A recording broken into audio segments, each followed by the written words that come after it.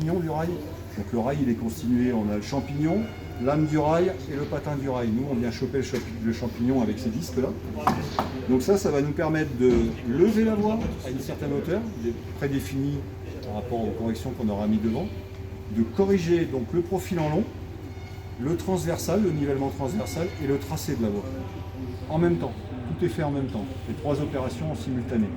C'est par les vérins. Donc la partie hauteur, c'est des vérins hydrauliques. La partie tracée, c'est des vérins hydrauliques aussi, mais transversales. Donc ils vont pousser la voie à droite ou à gauche, en fonction de ce qu'on aura besoin de faire pour positionner la voie. Parce qu'on travaille avec les géomètres en parallèle. Ils vont nous faire une implantation sur nos chantiers, des piquets ou des choses comme ça, où on va devoir prendre des distances, des hauteurs, des choses comme ça. Et notre engin, on va lui rentrer toutes les valeurs. Et à chaque fois qu'il passera en face du piquet, il va répercuter la valeur qui correspond à ce qu'on veut faire. Aussi bien en relevage qu'en tracé. En simultané, on a le groupe de bourrage qui, lui, pour le coup, va permettre de caler les traverses. Donc avec ce groupe, là, vous avez un exemple d'un groupe qui est démonté. C'est un peu l'objectif, c'est de monter l'arbre est excentrique.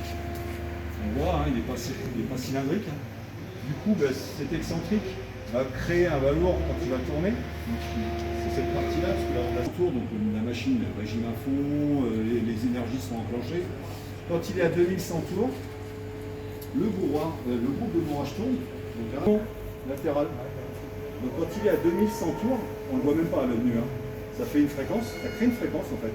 Donc ce qu'on veut, nous, c'est que l'outil, passer à côté. Donc quand cet outil-là va descendre dans le ballast, ça pèse à peu près 2,5 tonnes, c'est un vérin hydraulique qui va le faire monter et descendre. Il y a un petit transmetteur ici, un câble électrique qui va nous donner la profondeur à laquelle il va descendre. Donc c'est nous qui allons lui dire, ben voilà, j'ai un rail de 60 kg qui mesure 17 cm de haut, j'ai une petite semelle qui fait en caoutchouc qui fait 9 mm, j'ai une traverse qui fait 400. Le tout cumulé, ça me fait une profondeur à atteindre, de façon à ce que l'outil, quand il descend, et qu'il va, donc les deux vérins ici, quand il aura atteint sa profondeur voulue, vont se rapprocher pour atteindre une pression entre 90 et 120 bars, cumulé, combiné même à la fréquence. Donc pression de serrage, fréquence, le ballast quand il sort des carrières, il est calibré. Il est taillé vraiment à une taille bien précise pour que justement à 35 Hz, quand on vient le secouer, il va s'imbriquer l'un dans l'autre, il va y avoir de moins en moins d'espace d'air entre les cailloux et ça va créer un nœud compact sous la traverse, ce qui va nous permettre, une fois qu'on aura mis la voie à hauteur avec ces outils-là, de poser la voie. Donc le groupe va remonter, la voie va descendre puisque eux ils ont fini, la voie va se reposer, donc elle va être reposée à l'endroit précis qu'on avait voulu. Aussi bien en hauteur qu'en nivellement transversal et aussi bien en tracé.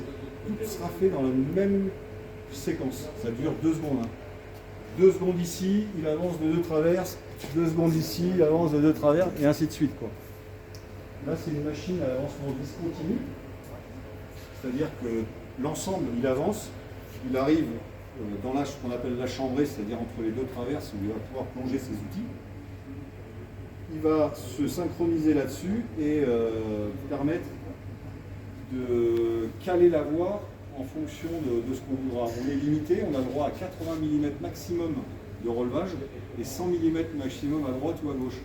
Parce qu'en fait, comme on a notre engin qui est posé sur la voie, donc ça pèse 62 tonnes, si vous prenez une corde, vous la pincez à chaque extrémité et vous tirez dessus, au bout d'un moment elle va casser.